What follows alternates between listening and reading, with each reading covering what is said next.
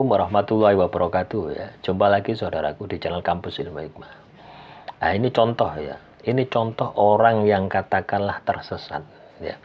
Saya mengamalkan amalan pengasihan, tidak berhasil. Akhirnya saya menggunakan ilmu pelet, ilmu hitam, jimat pelet. Nah, ya. Hati-hati ya. Ini efek ya. Efek orang tersesat ya. Ya, akhirnya apa? Menghalalkan segala cara. Sudah tidak peduli apakah itu putih, apakah itu hitam, sudah tidak peduli. Yang penting apa? Target berhasil. Ya, saya tidak mengajarkan seperti itu. Ya, saya tidak mengajarkan seperti itu. Kalau Anda mengamalkan amalan pengasihan terus tidak berhasil, jadi salahkan amalan pengasihan. Yang perlu Anda koreksi adalah diri Anda. Ya. Yang perlu Anda koreksi diri Anda. Mungkin salah di waktu mengamalkannya. Mungkin jumlah amalannya kurang banyak. Mungkin visualisasinya Anda dapat. Mungkin penjiwaannya Anda dapat. Kan sudah saya jelaskan ya, banyak panjang lebar. Itu Anda fokus di sana. Kalau Anda fokus di target, ya seumur hidup Anda akan pernah berhasil.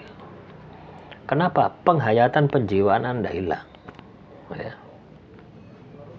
Penghayatan penjiwaan Anda itu akan hilang. Ya, sama halnya dengan ini ya. Saya dulu ada mengamalkan ke target, tapi rasa target bukan sayang, malah jadi sombong. Lah ini ya, ini sudah salah juga ini. Ya.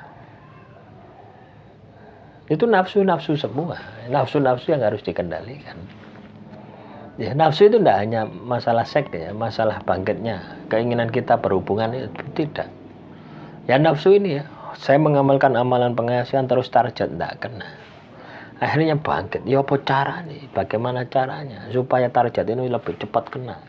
Itu kan juga nafsu yang tidak pernah Anda sadari. Ya. Saya melakukan puasa bila ruh 7 hari. Saya sudah melepaskan target dan tidak memikirkan target pas wirid. Kenapa ya pas malam kelima saya mimpi basah? Apa visualisasi saya kurang ya Pak? Saya juga bingung.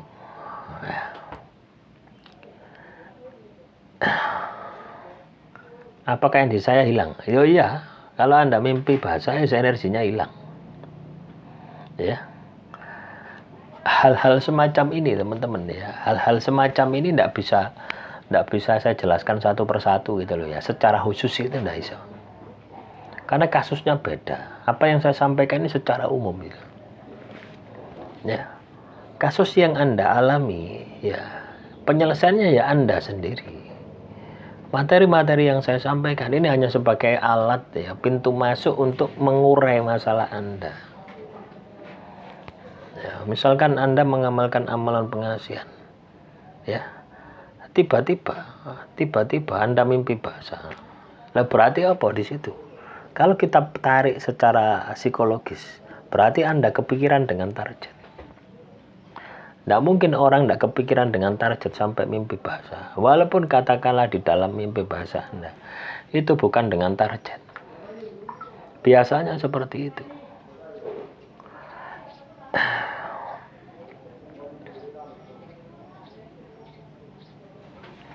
Ya. Yang saya rasakan dalam mengamalkan pengasihan ini ya, ketidakbaikan dari segala sudut yang datang dan susah untuk dikendalikan. Bahkan rezeki pun seperti menjauh. Padahal aku lagi merantau dan selalu kerja. Tapi rezeki hasil kerja saya pun tidak saya dapatkan. Walaupun dapat, saya harus sakit hati terlebih dahulu baru berat.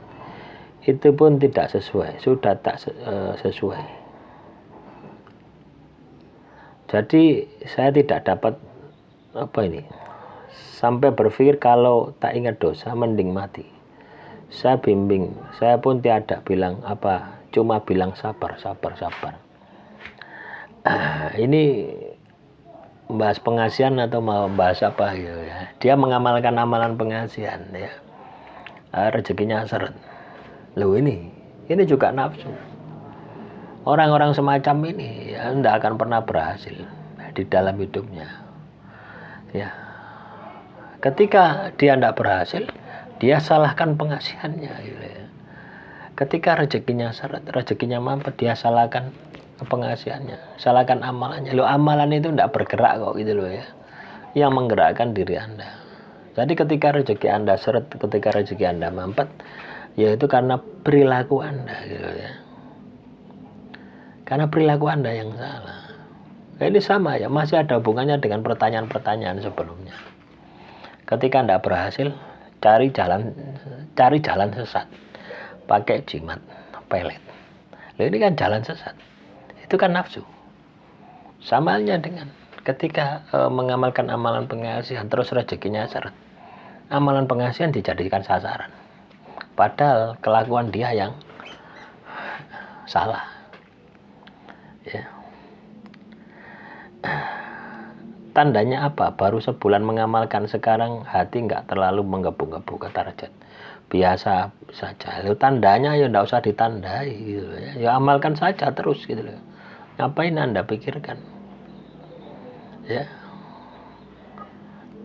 Jadi teman-teman ya, ketika Anda mentargetkan seseorang, ketika target belum berhasil, ya sudah amalkan saja terus. Soal nanti ada fenomena macam-macam, abaikan saja. Ya.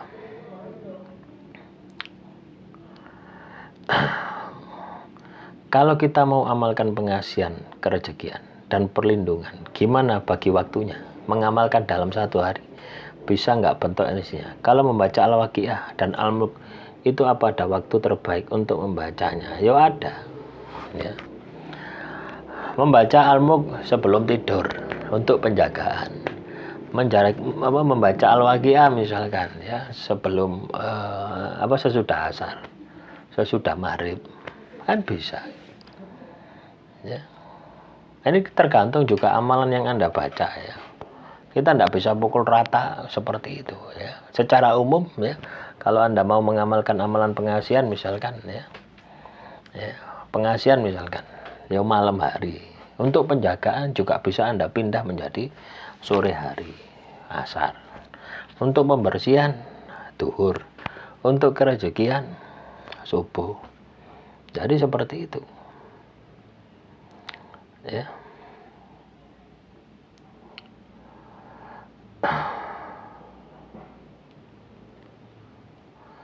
Terus apa ini? Saya mengamalkan tarkobin berhasin 10.209. Saya mulai mengamalkan mulai jam 12 malam sampai waktu masuk subuh, belum selesai. Amalan saya hentikan sholat subuh dulu. Saya lanjutkan setelah sholat subuh sampai selesai. Mohon koreksinya. Kenapa kok belum selesai? Ya.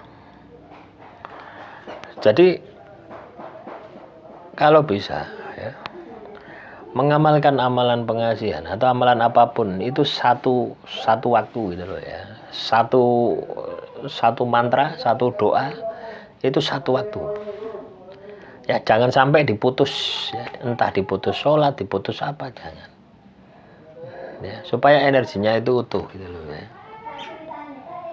Nah, ketika Anda putus ya, sholat subuh, nanti energinya sudah beda ya. Jadi caranya seperti itu ya, cari waktu ya.